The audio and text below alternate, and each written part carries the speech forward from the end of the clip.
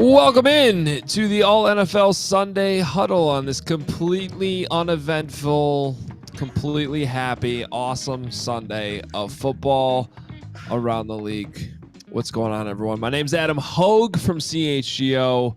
Love our panel tonight. We got RK from DNVR and Fran Duffy representing PHLY as we recap the day. And it was, like I said, uneventful. Nothing happened today, guys. Not at all. What's going on? What's going on, RK? Not much, man. It's funny because before we came live on the show, you said, "Hey, I didn't make it to the end of the Buffs game. Did they end up winning?" And I said yes. And so it's crazy. Same thing actually happened with me. I didn't catch the end of the Bears game. They ended up getting that dub?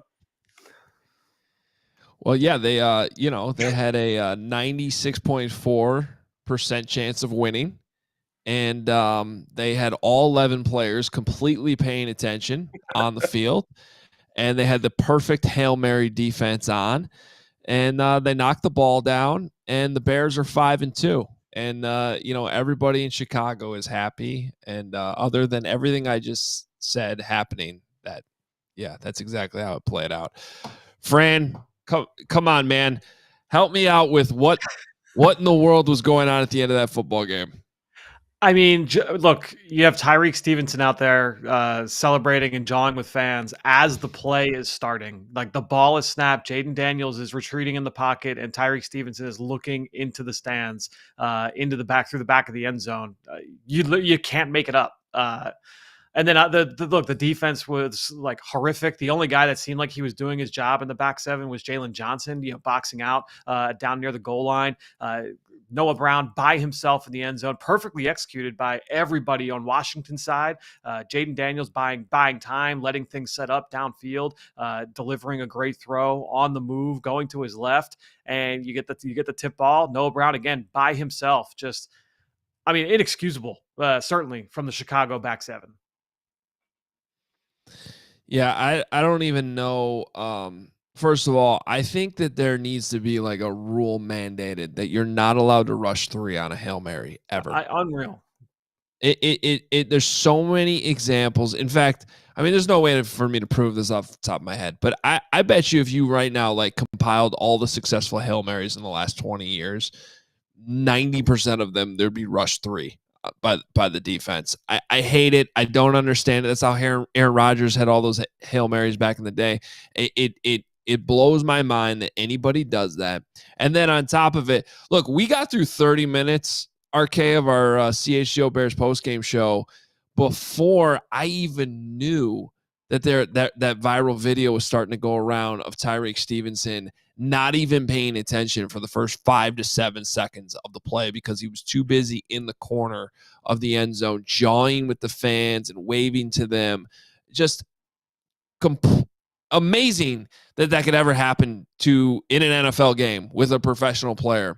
And then it turns out, based on people I've texted with and looked at some Hail Mary diagrams that are out there too of how this is normally drawn up, and adding that into what Matt Eberflus said after the game, I'm about 99.9% sure that his job on that play was to guard the back line and be what they call the savior to knock it down. So when you put that into context too, all I can tell you guys, somebody who's been covering this team as long as I have, who's done so many post-game shows after double doinks and all types of losses that you don't even think are possible, this one might top them all, quite frankly, because it was one thing to give up a Hail Mary. It was another to find out 30 minutes later that one of the 11 players, and probably the guy responsible for not letting happen what happened, was not even paying attention at the beginning of the play. It's unbelievable. Yeah, and I mean, have you seen the screenshot? I'm sure you've seen everything at this point, but the Yeah. screenshots of the Bears fans who are pointing to like it was Bears fans who were like, "Hey, hey, the play is happening," and that's when he finally turned around. Um, honest question. I'm sure there's plenty of Bears fans who want heads to roll, and like I think that offense from Tyreek Stevenson is like bad enough um, that you could get cut for it. Are the Bears in a position to be able to cut Tyreek Stevenson? So I made this my raw reaction. This is what's awesome about what we do, right? With our post game shows across all city. And so I literally we wrapped up a segment with Lance Briggs and Corey Wooten, two former Bears players who we already broke down like everything went wrong defensively. These are guys that played in the NFL, knows how the play is supposed to work. Again, this was right before Greg Braggs came back on the set and then showed us the video of Tyreek Stevenson and kind of did it live for our raw reaction. And right there I go, he cannot play next week. He needs to be a healthy scratch. He's too talented to cut outright RK. He's a second round pick. In fact, Tyreek Stevenson made 3 touchdown saving plays in this game. Like that's the part that sucks too. Like he's a huge reason why the Commanders were settling for so many field goals and not scoring touchdowns. If this last play hadn't happened or he had been paid attention and been the guy who knocked it down, I mean, he would have been a hero in the city this week. And instead, he's the GOAT now, the wrong kind of GOAT. And but I don't know how you can, like, if you're going to have any type of accountability in your building, to me, he's got to be a healthy scratch next week just to show that like something that egregious at this level just cannot stand.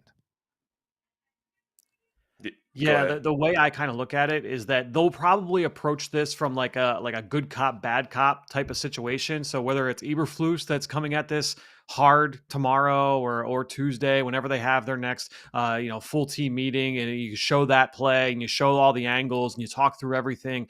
Obviously, look, all the players, I mean, they know the deal coming into the building the next time they're in, right? So whoever it is that's kind of carrying that heavy stick, then you need somebody else, whether that's the coordinator, the DB coach, vets in the room, whoever that is. They now have to like kind of take Tyreek Stevenson by the side, say, all right, like, hey, like young guy, like we have to learn from this because we're going to need you down the stretch if we're going to be the kind of team that we want to be, right? If we're going to reach our goals here moving forward. And the Chicago Bears obviously still have high hopes moving forward. You still want to challenge potentially for the North, but namely for one of those wild card spots, and they're going to need Tyreek Stevenson in order to get there. And so I'll be interested to see if there is any kind of punishment. But my guess is, especially the kind of knowing, how my understanding of Eberflus and just that organization. And Adam, you could speak to this in terms of just how they want to be able to connect with those guys. I think that they would probably kind of handle it that way. It's not going to be full court press on Stevenson and make an example. My guess is you got to kind of try to make it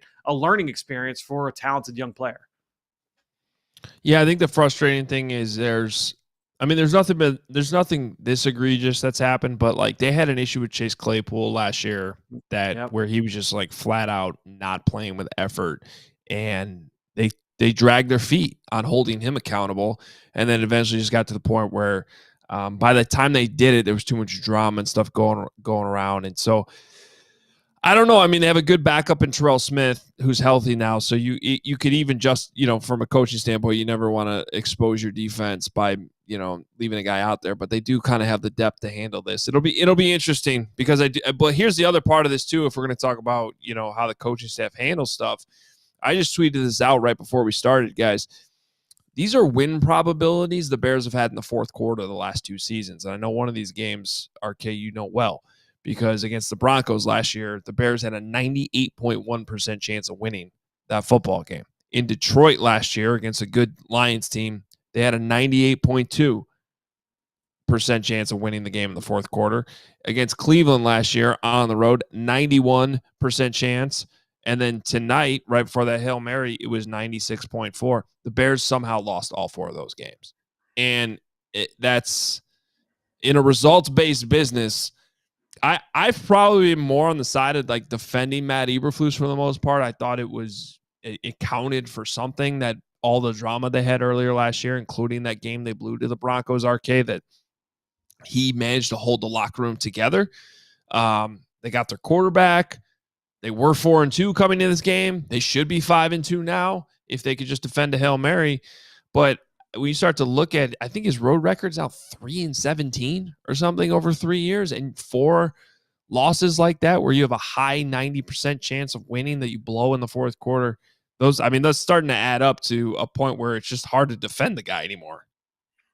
Yeah, I mean, it's kind of the old, losing is a habit, winning is a habit thing, right? It's when you've done it so much, things like this somehow just happen. And I think, anyone who's followed their team when they're in a down spot still see it happen. And even when you're starting to climb out, you still have some of those demons that you have to find a way to get over. And maybe it's not this season. I'm sure it will come soon for the Bears, but that's tough. And I do want to say, I wasn't calling for Tyreek Stevenson's head. I just figured that's probably part of the conversation. I actually think he deserves a little bit of credit for already kind of taking it head on, apologizing, and putting himself out there tonight. Real quick on that, he did tweet out the apology to Chicago and teammates. My apologies for lack of awareness and focus. The game isn't over until zeros hit the clock. Can't take anything for granted. Notes taken. Improvement will happen. So credit for him. What I'm just gonna say is, would have carried a little bit more weight with me if he had spoken in the media after the game, but he didn't. Sure. And it's always easy to fire off a tweet later when you're not in front of cameras. I'll just say that part, but he did tweet it. We'll see how it's handled. I know the ex-Bears players we have on our shows all felt like that's a situation where he needs to apologize in person to his teammates and in a team meeting. Maybe that happens tomorrow. We'll find out.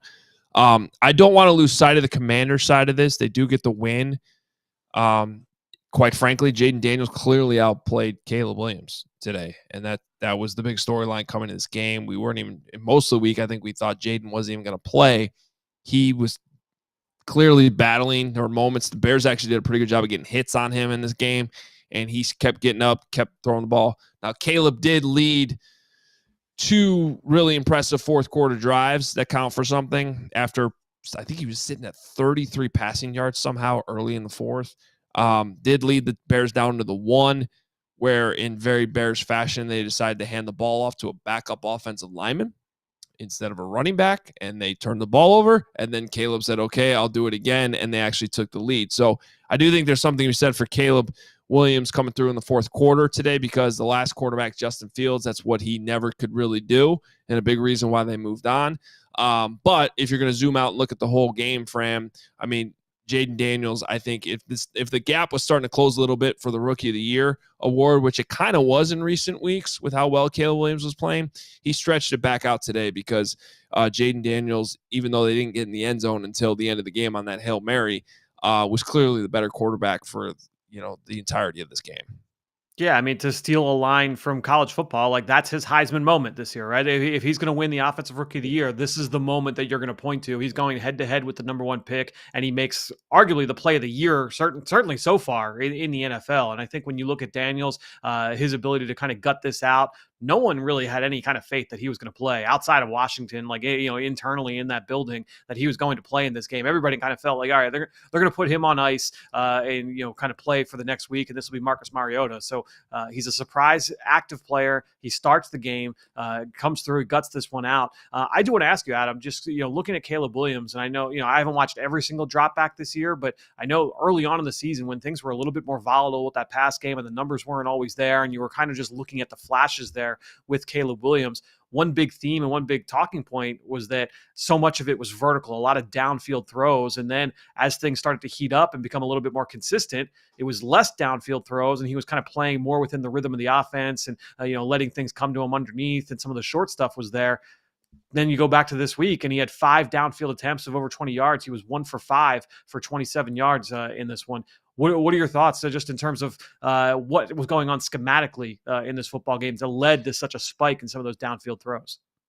Yeah, I mean, for one, I thought that the Bears were he started off a little too amped up, I thought. It's a homecoming game for him, going back to DC, and this is a team that's gotten off to horrible starts pretty much every single week. They have yet to score a touchdown on the first drive. They've managed one field goal all season on the first drive of the game. So, but this was especially bad because he took a sack right away. There was, I think, a false start in there. Everything looked disjointed. This was one of those games where, and I even said this on the post game, like, I can't wait to look at the all 22 because it was really hard for me to believe. I thought one of the biggest advantages the Bears had this week was their wide receivers against this basically no-name Washington secondary. I thought they should have been able to get open, and it's one of those things where on the TV copy you can't really tell. It was nobody getting open, or was Caleb just not seeing who was open?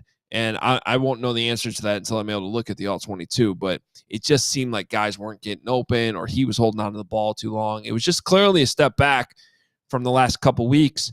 And we wondered this, right? Because, great games against the Rams and Panthers and Jaguars, but, those are three pretty bad defenses. I thought, though, that they could carry that with the matchup they had today, and it really didn't happen until the fourth quarter. And then I kind of, Caleb Williams has always had these moments going back to college, even high school, where when he needs to put the team on his back to make plays, it all of a sudden starts to come together.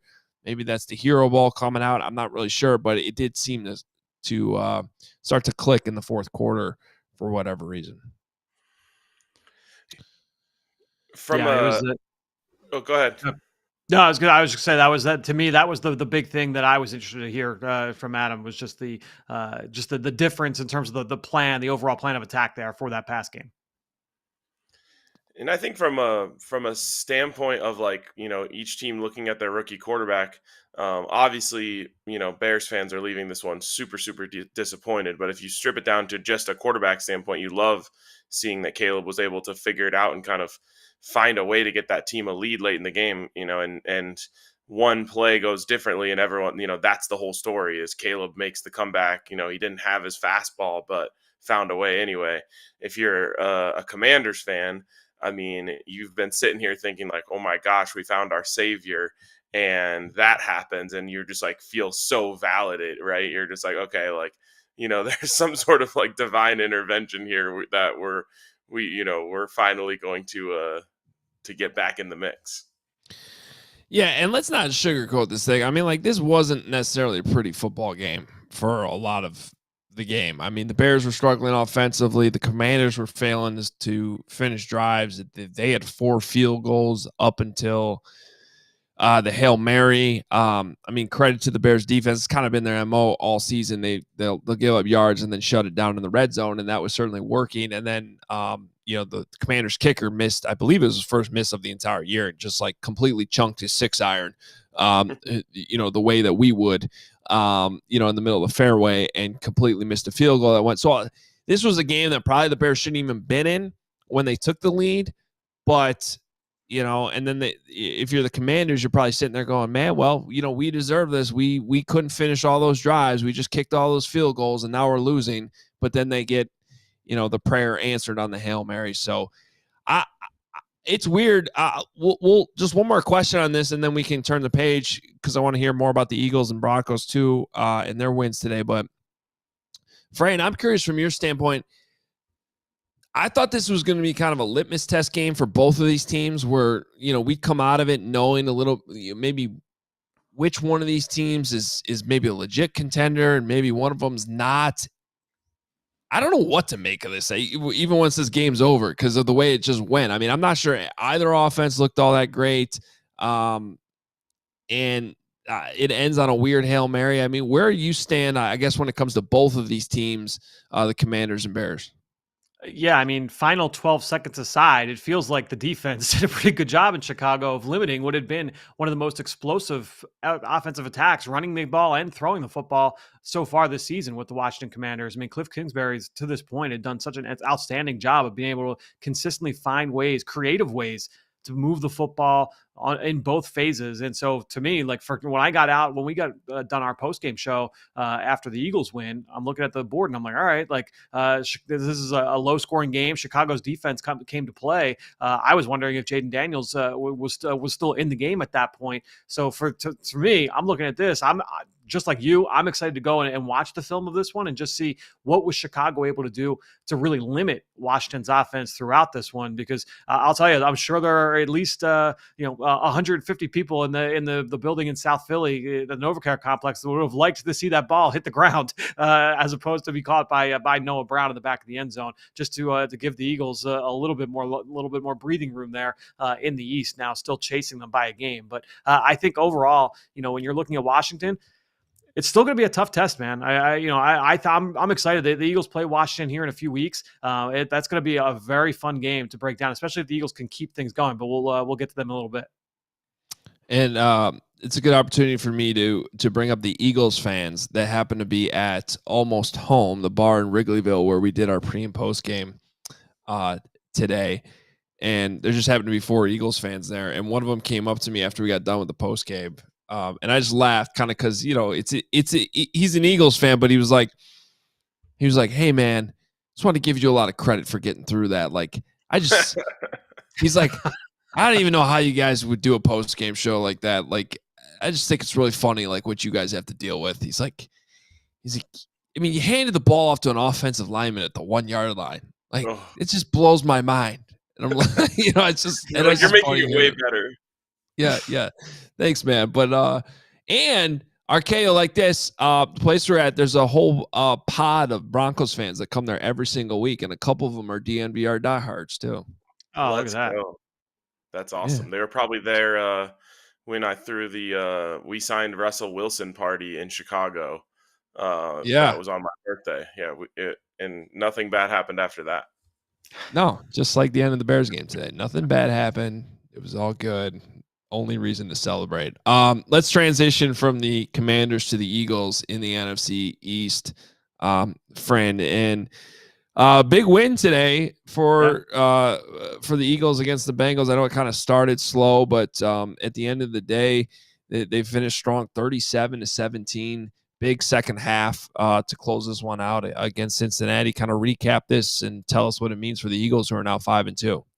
Yeah, as you mentioned, they go 5-2. First win ever in the city of Cincinnati. So we all got to witness history today as they were able to come away with a big win. Look, Jalen Hurts, first quarterback in NFL history with 3 games with at least 3 rushing touchdowns. 2 of them via the brotherly shove, the tush push, but one of them on a basic zone read. But also did it while completing 80% of his passes, 236 yards. His longest touchdown pass of his career, a 45-yard pass to Devontae Smith that traveled 59 yards in the air. And I think when you look at this offense, it's been really kind of predicated on the explosive play, both on the ground and through the air. Saquon Barkley, it was a very workmanlike day for him. He didn't have a run of double digits until really the final drive that kind of sealed it. And he had a 16-yarder and a 19-yarder, but it just felt like they were just constantly pounding away at the Cincinnati offense or the Cincinnati defense, where it was 5 yards, 6 yards, 4 yards, 6 yards, 5 yards. And then you just had that efficient play from Jalen Hurts 3 weeks in a row now where he has not turned the football over. So really efficient play from him in this one. And I thought that he really rebounded well. I honestly thought that last week, the win over the New York Giants was Jalen Hurts' worst game, certainly of this season, but really that I've seen from him in the last couple of years. Just not seeing the field all that clearly. It was a small sample size of throws, but I thought he bounced back nice. I'm excited to go through the film and see what he looked like in a lot of those pure drop back situations. But to not have like the explosive runs in this game and still find ways to be able to move the football. I mean, they scored touchdowns on 5 of 6 drives, had a field goal wedged in between there. So the offense certainly held up their end of the bargain. But the big difference, guys, this one, defensively, they were finally able to get turnovers. I mean, they just had not been forcing takeaways on that side of the football, and they finally were able to do that. First game this year where they were able to get multiple takeaways.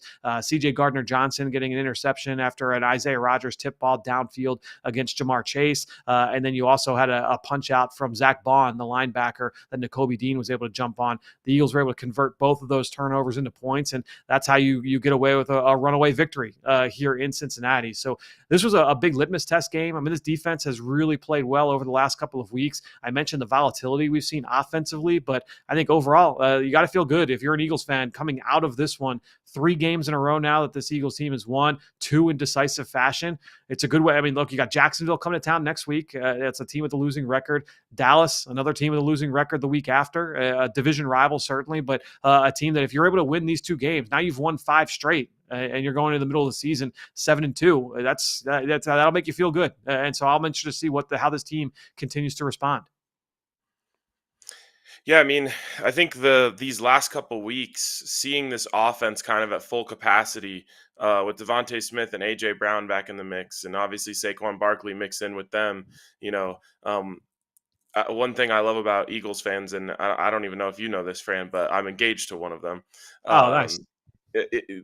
Every game, almost every drive, every play is like shifts a narrative one way or the other, and they had a struggle there when they didn't have those 2 guys, and it was like, oh, is Jaylen washed and this, that, and the other, and finally you get all of the ingredients of this offense that they built back together, and these last couple of weeks it's looked like a well-oiled machine.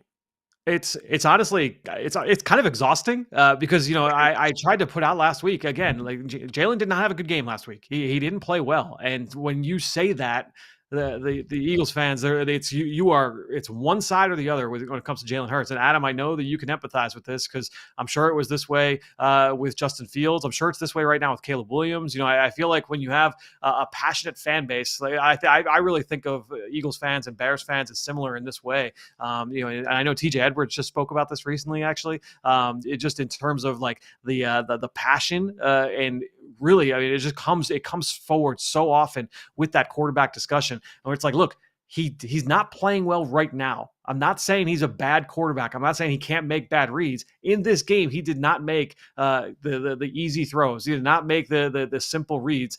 And he came back in this game, and people saying, "Oh, how about those simple reads this week, Fran?" I'm like, "Yeah, last week didn't play well. This week played well." It's really kind of an easy thing to grasp, but as you said, it's every throw you kind of have to like live and die with that being all right. Like this is what Jalen Hurts is now, and obviously we know that in reality that is not how it works. But no, like I said, I mean, they're hoping that they can kind of generate some momentum here. This is a big win, an important win for this team going on the road, because you get wins over the Giants. Daniel Jones. That offense was kind of middling for most of the year, but they're missing their starting left tackle. Even though you had all this defensive success, how real was it? The week before it was against Cleveland, Deshaun Watson. That pass game had been dreadful. So how real was that defensive performance? To go and do what you did against Cincinnati, you held Joe Burrow to his lowest quarterback rating of the season in this game. So I think just continuing to try and build those strong performances defensively, you pop the seal in terms of the takeaways. Again, just trying to build that forward momentum here for this group on both sides of the ball. Yeah, it's interesting how this is shaping up now with the Commanders managing to steal the win on the Hail Mary, and the Eagles at 5-2. Cowboys lose again, so this seems like it's kind of a 2-horse race in the NFC East. I got to give the nod to Philly. I mean, I just, especially seeing the Commanders today. The Commanders have definitely surprised me, and I don't think they're going anywhere. But one of the reasons why I think this loss might haunt the Bears later is because it might end up, possibly deciding a wild card situation too. But Fran, I would probably have to give this nod right now, calling it in late October, to the Eagles. Still, I just think top to bottom, the roster is more talented. Is that how you're looking at it right now? Yeah, I think that to me, it's the line of scrimmage. If the Eagles can continue to assert themselves on the line of scrimmage on both sides of the football, I do think that that's going to be something that will carry them through, especially against Washington, because that's where they're kind of struggling right now. I mean, they lost Jonathan Allen last week, so they didn't have him obviously for this game. It looked like Jer'Zhan Newton was all over the place. Johnny Newton was all over. What do you have? 8 pressures of Caleb Williams in this game. But I think when you look overall, at the trench depth on both sides, you got to give the edge to the Eagles, and I think that's by design. That's the way that Howie Roseman and the Eagles consistently want to build this thing. And so I would agree. I think when you look at the way they build the line of scrimmage, and then you look at the blue chip talent on offense, Saquon Barkley, AJ Brown, Devontae Smith, you get Dallas Goedert back healthy, you put them all with Jalen Hurts, and you have to feel good about their chances here in the East, especially if Dallas continues to go down the opposite way. All right, well let's talk a little bit about the Broncos too, because they held serve in what I've been telling people every single week, which is always bet against the Panthers, no matter what the spread is. They're just not a good football team, and the Broncos had this one pretty much a little close early, but seemed like for most of the game, the group of Broncos fans I was telling you about earlier, they were in like kind of a side room, and Mm-hmm. there would be these random cheers going on in the middle of the Bears game, and you're like, what just happened? Oh, it's the Broncos fans in the other room, and there seemed to be a lot of them. So things were going well.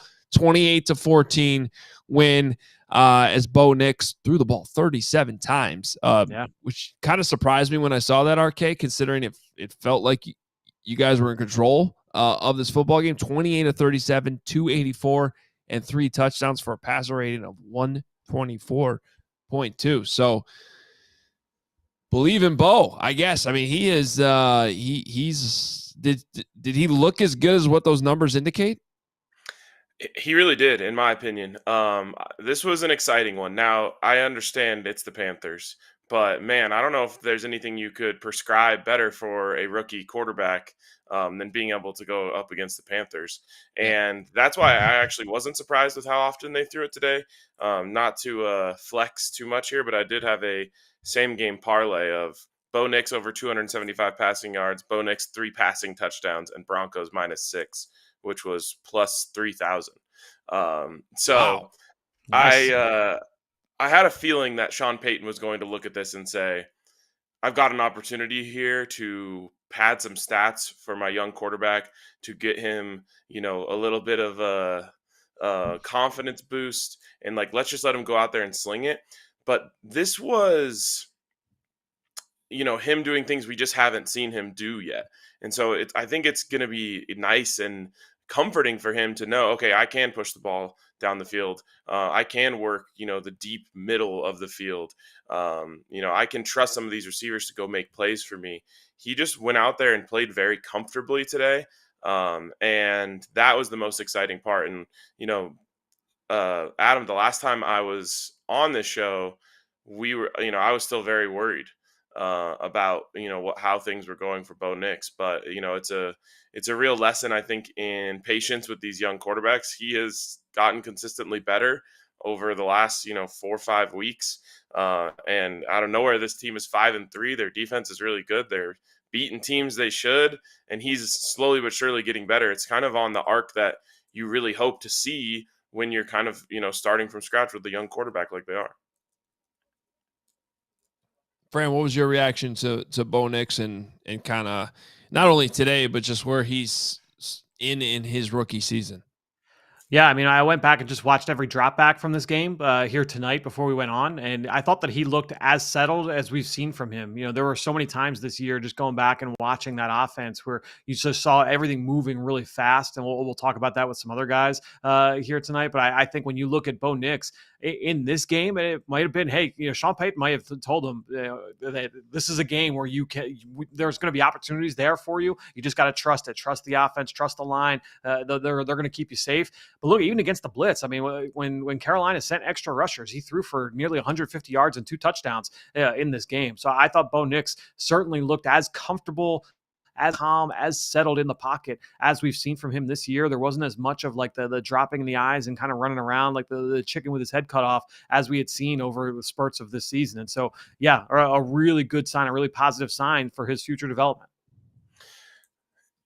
And just to add to that, I think one of the signs you can see of a quarterback starting for the game starting to slow down for him a little bit, starting to read the field, more comfortably is when they start spreading the ball around. And oftentimes you get a rookie quarterback in there and he's just looking for wide receiver one and, forcing it. And, if it's not his first read's not there, he runs. Bo Nix completed passes to 11 different players today. And he throws a touchdown to Nate Atkins, a touchdown to Adam Troutman, guys who hadn't even showed up in box scores yet this season. So, 4 catches for little Jordan Humphrey, 4 catches for Javonte Williams. Like, it was just it felt like he had the offense going, like you said, was settled down back there and was able to just go through his reads and deliver the football. And yes, I'll say it again, the Panthers make that easier than most teams. But being able to simulate that and do it in real time, I think is exciting. And now the Broncos get two massive tests. You want to talk about litmus tests. This might be more than a litmus test because now they go back to back at Baltimore, at Kansas City. But even playing those teams close and just seeing, Bo be able to make plays in those games, I think would be really big for this team. Yeah, RK, I was going to ask you about that kind of more big picture here because the schedule does get tougher. Going to Baltimore, going to Kansas City, and then a home game against the Falcons after that too, before kind of softening a little bit. What is your level of confidence that, man, 2-1 seems like a stretch there, but at least that they're not going to go 0-3 and kind of fall back down to, I don't want to say down to earth because I don't want to insult what the Broncos have done so far, but I think we're all a little bit surprised here that they're 5-1 in their last 6. Yeah, absolutely. One thing that is exciting is you've seen Sean Payton kind of put together some of his classic game plans where he goes out there and exploits mismatches and makes things really easy. Bo's getting better. But I think the big thing is this defense is the real deal. And so I think they're going to give you a chance in every game, every time you go out there on the field. And so I think, there's a decent chance they get one of these just because the defense balls out. And for them to get, more than that to me would be like, okay, the defense balled out and Sean Payton nailed, whatever game plan he put together, which we know he's capable of doing. So it's certainly possible. They did what they needed to do though, which was take care of these bad teams, especially the last 2 weeks against the Saints and Panthers. It's like, okay, now you built yourself a little bit of padding where you could, drop to the Ravens and Chiefs, which no one's going to blame you for, and not knock yourself out of the race. One other thing that I wanted to talk about, because I'm not sure if you guys saw it from the game today, is the Panthers took a lot of exception with Sean Payton throwing the ball, having Bo Nix throw the ball. I saw this. Yeah, it wasn't like J.C. Horn yelling at Sean Payton after the game. Yeah, and Bo Nix completed a pass to Cortland Sutton down in the red zone, and he almost scored, and they stripped it out. And as soon as they got the ball, they're running and yelling and pointing at Sean Payton, and then J.C. Horn was yelling at him after the game. Sean kind of played dumb in his post-game press conference. He's like, "Yeah, I don't know what he was so mad about," but they clearly took issue with that. I personally loved it. Like I said, this is a confidence builder game for Bo. The Broncos also weren't running the ball very well. I kind of like seeing them do that. It actually ended up costing them because they were up 28-7 before that fumble. And, it left some time on the clock there for the Panthers to go score. But I didn't mind it whatsoever. I mean, that's not Tyreek Stevenson level of bush leaguedness from J.C. Horn there, but dude, you've got other stuff to worry about. It's a 3-score game. If they're going to throw the ball, make them pay for it. Don't worry about chirping at the other sideline about it. It's a weird reaction. And also, my reaction usually in those situations is stop them. Yeah. No okay, question. You did. You got the fumble recovery. Good for you. Now look at the scoreboard. Settled out. Yeah. It's just I find that funny. There's very few cases where teams are actually trying to run up the score, and I don't think an AFC NFC matchup here between what do you got? You got Sean Payton going against a former NFC South rival there. Okay. And if I wouldn't put it past Sean Payton at all to want to run the score up on someone, but good. Yeah. This is the NFL. Yeah, again, stop them. And if you did, then good. But he is a coach that was on the other side of a 70-point loss last year. So, he's been on the other side of that. That's a good point. That's a good point. Let's do a quick. By the way. Sorry, RK. No, it's crazy because there's a lot of players on that defense that are on this defense. Yeah, sure. And also, that was against the Dolphins, right? Yep. And the Dolphins can't score anymore. So, what a weird league. Yeah. it's completely flipped.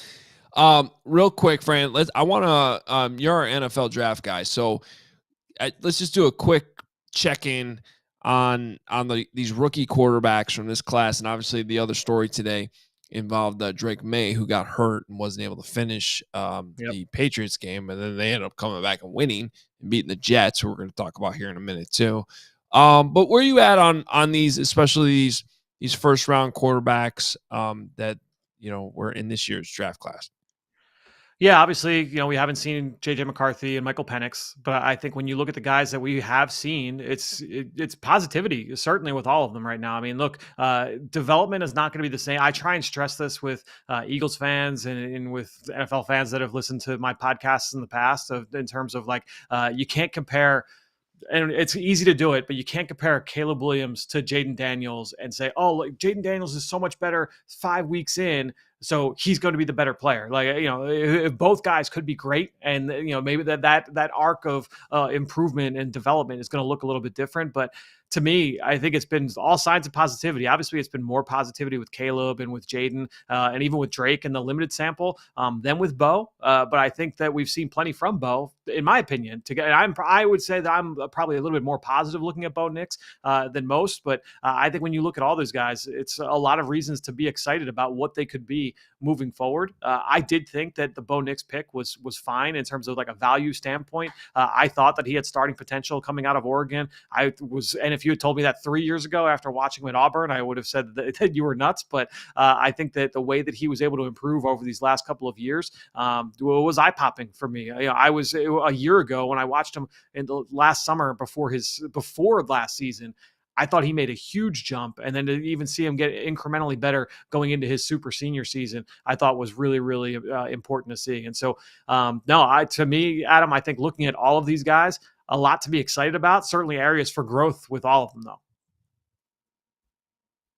Yeah, I think it's exciting that you look at classes like I think the last hyped up group of quarterbacks where we saw so many go in the first round would have been the Justin Fields class, where you had Trevor Lawrence and Trey Lance, who didn't work out, and then who am I forgetting in there too, Fran? And Zach Wilson. Yeah, I mean, they basically three of them flamed out. One is a backup, and Trevor's got paid, but it's been a struggle. Although he's been better recently, but it's just, they can't really quite get him probably to the, the elite level that they thought they were getting when they used the number one overall pick there. So, again, to your point, it's way early. This development is going to, it's going to be chunky. That's what I keep saying in Chicago too. I come out of games like today with Caleb where he's got, 30 something passing yards early in the fourth quarter. And you're going, how is that even possible? 4 completions against this Commanders defense, but then he did his job in the fourth and look like Superman again. So I don't come out of this game today in this loss, worried about Caleb Williams at all. I would still put my money, and you could say this is bias, I guess, but I would still put my money on Caleb Williams being better than Jayden Daniels in the long run. But every time I say that, I also go, it's okay to have multiple good quarterbacks from the same class. In fact, that would be awesome. It would be awesome if this is more of like a Joe Burrow, Patrick Mahomes, Josh Allen type of conversation, right? Where there's actual rivalries. There's actually games that repeatedly and matchups that repeatedly get put on primetime television and that you see them in the playoffs. That would be great if this is not maybe the next time we see Caleb Williams play Jayden Daniels is in the playoffs. That would be awesome.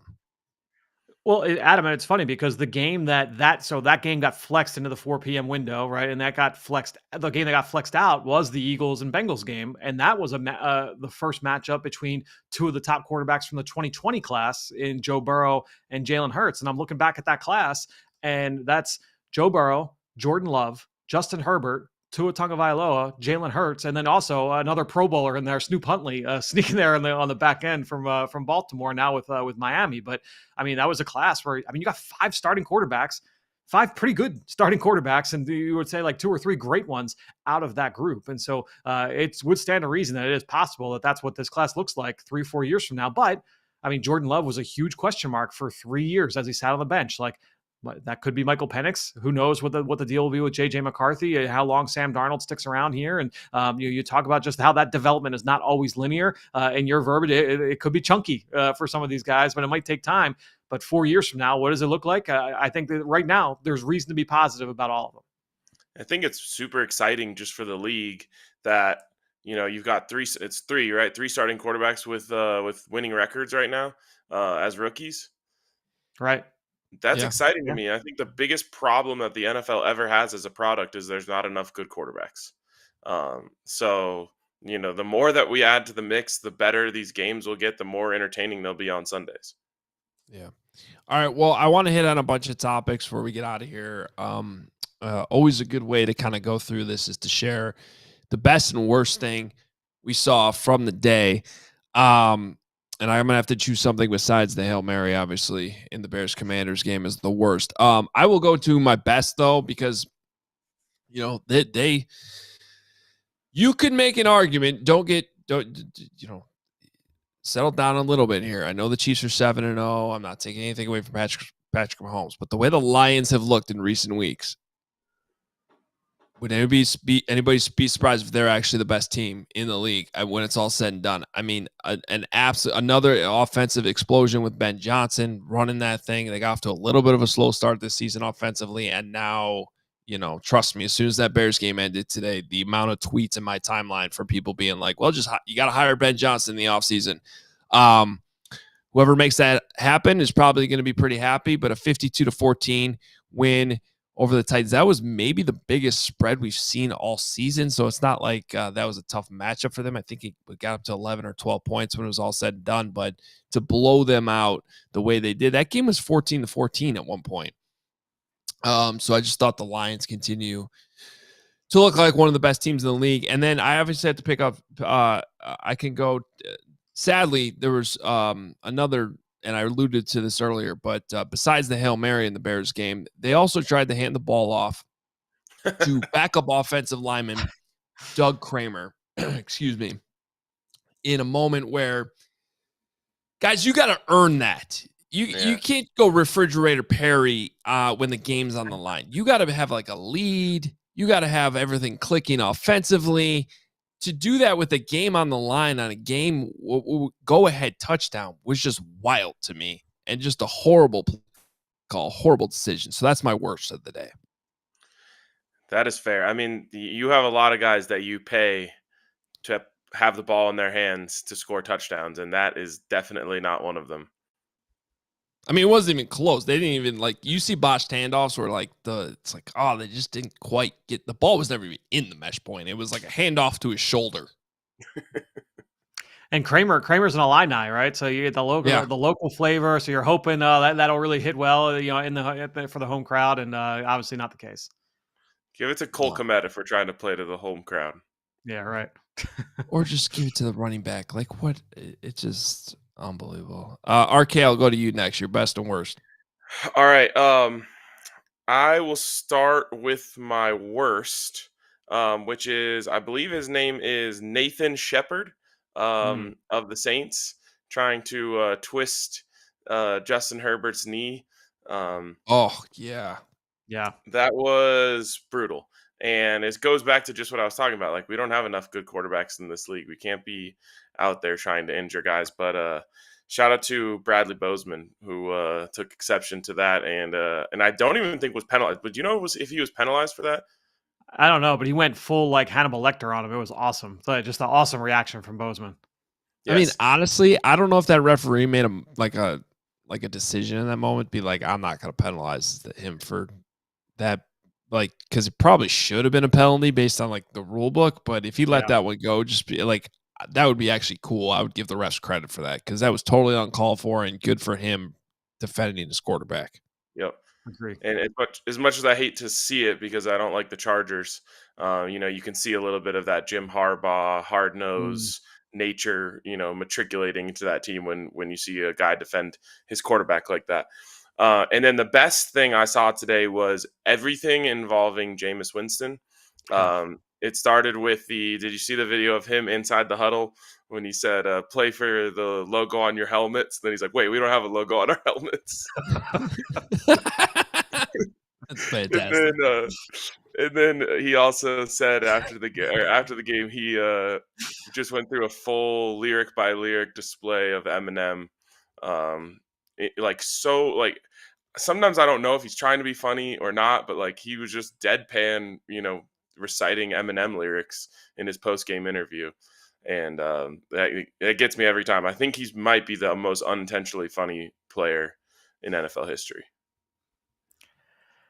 Yeah, RK, he was actually my best too. I went through and just wanted to watch all of his dropbacks because look, I don't need people like saying prayers for me, but a couple weeks ago, the Eagles were getting ready to play the Browns. I spent hours watching this Browns offense, and that is like eyeball bleeding worthy stuff. Like that was really just dreadful. And then so the Eagles get past that. I'm like, all right, I can put that to bed. I don't have to do it anymore. I go to get ready for the Eagles to play the New York Giants. And who did they just play? They played the Cleveland Browns. The Cincinnati Bengals, who did they play last week? The Cleveland Browns. So I've watched entirely too much Browns offense over the last 2 or 3 weeks. And so to see, all right, what does this offense look like with Jameis Winston? And you could just like feel the energy and feel the juice with those receivers coming out of breaks. Like just so much more confidence in that pass game. It was a ton of play action from Jameis Winston. He ended up finishing 8 of 13 for 147 yards and a touchdown off play action. Over half of his yardage, just about half his yardage came off play action. He threw for 334 total in this game. Deshaun Watson has never hit 300 yards as a Brown. Jameis did it in his first start. For all this to happen on the day when the Browns they lose their longtime play-by-play guy Jim Donovan, who retired earlier this year due to his battle with cancer. So obviously an emotional day in Cleveland. And so, just an awesome win for them. And you love the story with Jameis and what he was able to do. But look, the Browns have a lot of talented players. And just to see that team kind of like waste away, like kind of just waiting this whole thing out with Deshaun Watson, it was refreshing just to see like, all right, like, oh yeah, like this is a good coach. This is a good offense. There's some talent here. That was certainly good to see. Yeah, guys, there were 2 games this weekend that I wish I trusted my gut on because the one was I thought the line in the Jaguars-Packers game was very suspicious. I did not understand why the Packers were only a 3.5-point favorite. I thought they should have been like a 6.5-point favorite, even on the road. And then sure enough, they only won by 3 on a game-winning field goal at the end. So I wish I kind of trusted my gut on that, being like, I think the Jaguars are somehow – and it almost looked like they were going to win that game. The other one was the Browns-Ravens game because I don't remember what the spread ended up at, but it just seemed to be having the makings of sometimes I call it the new coach boost. Like when a team hires a coach, it always seems like the like even Jeff Saturday and the Colts won their first game when they made that move. Now, unless you're the Jets, because they did not pull that off a couple weeks ago against the Bills, but it seemed like things have been so bad with Deshaun Watson and Jameis Winston. Like he is what he is at this point. He's not a great quarterback, but the things that you guys just both brought up, like he's got that juice, he's got that respect. Like it seemed like they might get a boost. The thing that just couldn't get me over the hump in this one was that they were playing the Ravens. But I wish I had trusted that because when I looked up and saw that they were going to pull off the win, I wasn't that surprised. Yeah, I did. Thankfully, I mean, I didn't put any cheddar on it, but I did make that my pick this morning. So I felt good enough on that one. I did fall for the Green Bay. I fell for the Green Bay trap though, even though it was definitely suspicious. I was like, this just feels too easy, and certainly it was too easy on purpose. But my worst guys staying at the quarterback position. I don't know if you saw did you see the quote from Anthony Richardson after the Colts game? Oh yeah, no, because I didn't. He basically was like, I'm tired, so take me out of the game. Yeah, he took himself out of the game in the third quarter, and so the media asked him about it in the post-game presser, and he was like, "Yeah, I was tired. I'm not going to lie. There was a lot of running around right there. I just did. So I should have told Shane I just needed a break." That was. I mean, look, I appreciate the honesty, but on a day where you completed 33% of your passes, your one touchdown happened because 2 guys on the defense ran into each other, and you had a receiver wide open, and that's where that was like the large chunk of your yardage. By the way, Maybe just leave that one in the holster. Don't unveil that one. He's again. I went through and watched all of his dropbacks tonight before the show. everything is just way too fast, like way too hurried. He's missing throws with his eyes. He's missing throws with his arm.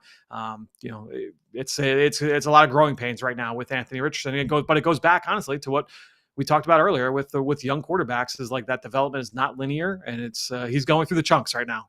Anthony Richardson. You guys remember the Lamar Jackson, fiasco when he left the game and was waddling down the tunnel? Yeah. Oh yeah. Yes. Oh yeah. You're better off with that narrative around why you left the game than I was just tired. Agree. Yeah, that's just not the. You got to come up with something. Someone in that organization's got to help him, or they were upset that he took himself out of the game. So they're like, okay, just own that one. But 10 for 32, 175 yards, 1 touchdown, 1 interception, and like you mentioned, a lot of that coming on a broken play and 5 sacks as well. It wasn't pretty. Watching all those dropbacks was not a fun exercise. And they only lost by 3 on the road against a good Texans team. Yeah, true. So they got to be frustrated right now in Indy with the quarterback play, for sure. I'm curious how they're feeling in New York about the quarterback play with the Jets. Boy, that's just turned into a complete disaster. Guys, I mean, I've talked about this on the show a few times now. Like, I never felt confident this was going to work. Aaron Rodgers failed to get back to a Super Bowl after winning one early in his career, but couldn't get back with a functional organization. So shipping him off to a dysfunctional organization, it just never seemed like it was going to result in, the Super Bowl that the Jets were looking for. I don't know that I would have thought it would have been this bad, though, and reaching a low point, Fran, today. The Jets are now 2-6 as they blew this game against the Patriots. When Drake May left the game, Pats win 25-22. It's just crazy, Adam, that like this was a team that just a few weeks ago was 1 win over the Bills away from being like a game out of the East, a game out of the division. Yeah. And they have now lost 5 straight, all since they fired their coach, demoted the offensive coordinator, traded for the quarterback's best friend, and then paid Hassan Reddick to come out of what was a legendary holdout, like just in terms of like the millions left on the table. I know they made it up for him, and I still don't understand how they got around that, because I thought that the CBA prohibited that. But to me, this is a team that has been on such a downward slope. It was a tinderbox ready to blow, and now that they've lost 5 straight, like it's they talked afterward. Jeff Ulbrich said it's a moment of darkness, and Aaron Rodgers piggybacked off that and said, "I've been in the darkness." It's like just we know. I mean, it's comical. It's tough, but look, they've got some talent. It's just about. I mean, it seems like a pipe dream for them to challenge for a wild card at this point, certainly. Yeah, that is one special type of dumpster fire over there. I was thinking about this because the Broncos have kind of played the Jets a lot over the last few years. And like when they played them this year, I was like, wait, this might be a worse setup than they've had. And then I was like, the Jets need like a young quarterback that they can get excited about, kind of rally around. And I was thinking like the Broncos have this young kid on the roster, Zach Wilson. Maybe they would want to trade for him and bring him in, get some young blood in there. But even maybe they can go the veteran route. There's a guy out in Minnesota that he found some new life with a new coach. This guy Sam Darnold. They could give him a shot too. Maybe they'll find some luck there. Exactly. That's good. Or I don't know, bring Mark Sanchez out of the broadcast booth. Might do us all a favor by taking him out of the booth though. Wow. Shots fired.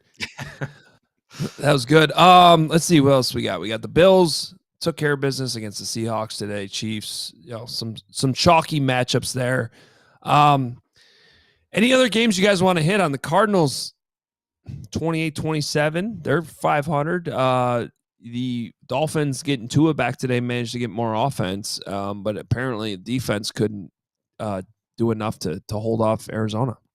Yeah, it was a lot of the downfield stuff. Kyler Murray, he gained a total of 15.2 expected points just on the throws of 10-plus yards down the field, the 6th best number in a single game this season. And going back and watching, I mean, I've watched Kyler throughout his career, and a lot of his best plays have been when he's been able to extend and he holds on the ball and he runs around and he makes some of those plays. Some of his best highlights have come on those.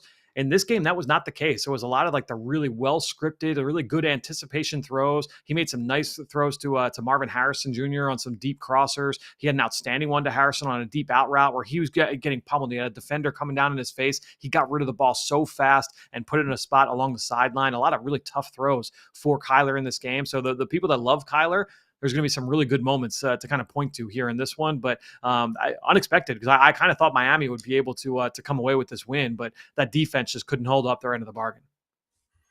Yeah, Kyler looked amazing. I mean, he ends up with an 89 QBR in this game. I feel like the key for that offense when I've watched them is Trey McBride. And in this game, 9 catches, 124 yards. It feels like whenever they get him involved and get him cooking, it like gets Kyler to settle in. It opens up things for those receivers. Marvin Harrison made some incredible catches. It's fun that offense is fun to watch when they're going. Yeah. No question. No, and it's got the potential, I think, to continue to get better. It's gonna be another. This is where the Bears go next week. Our CHGO crew will all be going out in Arizona and facing this Cardinals team, and similar to, I don't know, it kind of feels similar to where the Commanders' offense was today, going up against the Bears' defense. So we'll see how they kind of bring in this whole show full circle, I guess, with the drama. And I can't imagine the flight home right now from Washington, D.C., how they'll handle Tyreek Stevenson. Interesting test for Matt Eberflus and company as they go back on the road. They've had a weird schedule where they went to London, bye week, road game. It's like they haven't seen Soldier Field in a long time, and eventually it'll be the Patriots in the coat. But this is starting to feel like a must-win game in Arizona next week. See if they can slow down Kyler Murray in this offense, because it does look good. Doesn't everyone who gets sick of the cold in Chicago, though, move to Arizona? So it might be kind of a home game for them there. Yeah, Johnny Venerable was saying last week on the show that like the tickets for that game are just impossible to get. So yeah, you have it's Chicago West. It is. There's Chicagoans have already invaded Arizona that live there, and then there's gonna be more that go. So it should be fun. We're gonna have an awesome time there. We got events planned. We got a golf outing planned on Saturday. Awesome. So if anybody still wants to join us, they can. TrueFanTravel.com. Sign up for the events as we kind of do a CHGO PHNX crossover, especially with that golf outing on Saturday. Going to be a lot of fun. And hopefully the game goes better than – hopefully it's more like London than D.C., because I can't think of two more opposite games for this fan base. Like everything went well, seemed like a Super Bowl overseas, and then to come right back to reality in America with handoffs to offensive linemen and Hail Marys where they don't cover the tip man. Guys, any final thoughts before we get out of here? For me, I mean, looking at the Sunday night game, Brock Purdy just looks a little bit off. I think he played really well to start the season. He was kind of playing out of his head a little bit in terms of not leaning into the play action and all the things that we've come to expect from a Kyle Shanahan offense. And these last couple of weeks, he's looked a little bit more unsettled. He's missed more throws. I think that certainly happened tonight, especially in the first half of this football game. But look, when you get the ball into George Kittle's hands and you get the ball into Deebo Samuel's hands, both as a runner and as a receiver, good things are going to happen. And so they were able to get those explosives here in this football game. I think the big thing is, Dallas, they don't have a second guy. I mean, CeeDee Lamb finished 13 for 146 and 2 touchdowns. After that, Jalen Tolbert had 3 for 44. Jake Ferguson, the tight end, had 6 for 23. I mean, they just don't have enough, and the running game is non-existent. So they just don't have anything else right now that they can lean on offensively to be able to move the football with consistency. And so, honestly, that was my big takeaway just from watching that game is Dallas is just so one-dimensional. And even in that dimension, it is so finely tuned into CeeDee Lamb, and that's it. It's just a tough way to live. One of the things I love about, us growing and expanding All City is, I never used to follow people who cover other teams other than mine. But now I have, like all of these people in Dallas and, of course, Chicago and Philly that I follow. And like all this week, I was like, wait a minute. the conversation in Dallas right now is about tours of the facility. Like in the middle of the season, the big conversation is whether or not there should be allowed to do public tours of the facility while there's players in there. When I saw that line come up tonight, I immediately bet against the Cowboys. I was like, there's no way a team that is talking about this all week is going to be able to win a football game. They are in a dark place. Well, and that's the lesson you do learn when you start to dive into every NFL market. It's everyone's got their drama and craziness, and that's why it is the best and most popular sport that we got going right now. And it's been awesome to do this show on Sunday nights to kind of bring our all-city teams together and break it down from across the country and all the perspectives. And we're going to keep it going. Please hit that like button if you're enjoying it. Please also follow RK and Fran Duffy as well. You can hit RK up at Ryan Konigsberg and Fran at F Duffy NFL. I am at Adam Hoge on Twitter as well.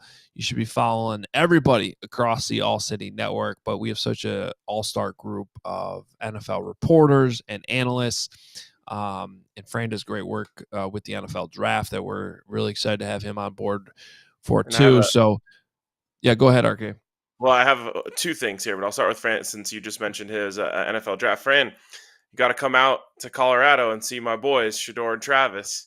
Especially Travis, man. Travis, dude, he is so much fun. I love and he if I've got just like 20 minutes and I'm like, I don't have to pick my son up yet. Like, what can I do? I'm like, let me just watch Travis Hunter, like his wide receiver snaps from this game. I can get through that fast from last week. He is a blast, man. Yeah, so come out to Colorado. We'll get you to see him in person. I'm in. No, they count me in. That'd be awesome. And then the other thing. Oh, sorry. Go ahead. I was just gonna say, Adam, I think I might be coming to Chicago at the end of this week, so I'll see you then. Before you leave for. I was gonna say, hopefully before we leave for Arizona. Yeah, when do you leave? Friday. I think our flights are like Friday afternoon. I think we'll overlap. All right, nice. That's good to hear. Who's up next on the Buff schedule? Got a nice bye week this week, which is exciting. I think every college team gets a double bye this year, so we needed this second one because Shedeur got a little banged up in last night's game. But after that, it's we're on the road to Texas Tech. There it is. We were talking about this last night watching a Cincinnati Colorado game. I'm like, who's in what conference? Like, I feel like I follow college football very closely, and I am so confused about I got SMU's playing Duke on one screen. I'm like, what is happening here? But I love it. Like, I am thoroughly enjoying like the it's Texas and Georgia and it's a conference game. Like this is phenomenal. Ohio State and Oregon, a conference game in October and September. It's phenomenal. And we're only going to get more of them. So that to me is very exciting. And the playoff is going to be a blast. I can't wait for them to expand it again because we know that's coming in like 2 years. They're gonna make it even more. It's going to be better. Yeah, I agree with you. I like all the random matchups because it's honestly led to more good matchups. Yeah. And it's been overall been really good. I like it, but I still sometimes I'm like, is this a non-conference game or a conference game? I can't like Cal played Oregon State. Yeah. In a non-conference game. Right. And yet they played Florida State in a conference game. Yeah. Okay. It's fun though, and congrats to the Buffs. I hope they keep it rolling because if people haven't been paying attention, it's been good for all city business too. That's definitely true. You guys do a great job over there, and it's we'll keep it rolling with Dion and company. I love when they're playing night games. It's always on my TV until like last night I fell asleep, but. We made it pretty far, guys. Great stuff. Appreciate you being here tonight, and everybody watching, listening. Remember, you can catch this as a podcast too. If you don't always catch it on YouTube on Sunday nights, it's available on your podcast feeds wherever you listen to podcasts. Just look up the All NFL podcast, and we'll keep this going every single week with our stud group of NFL analysts and reporters across the league. For Ryan and Fran, I'm Adam Hoge. Talk to you next week. We all silly like the mayor.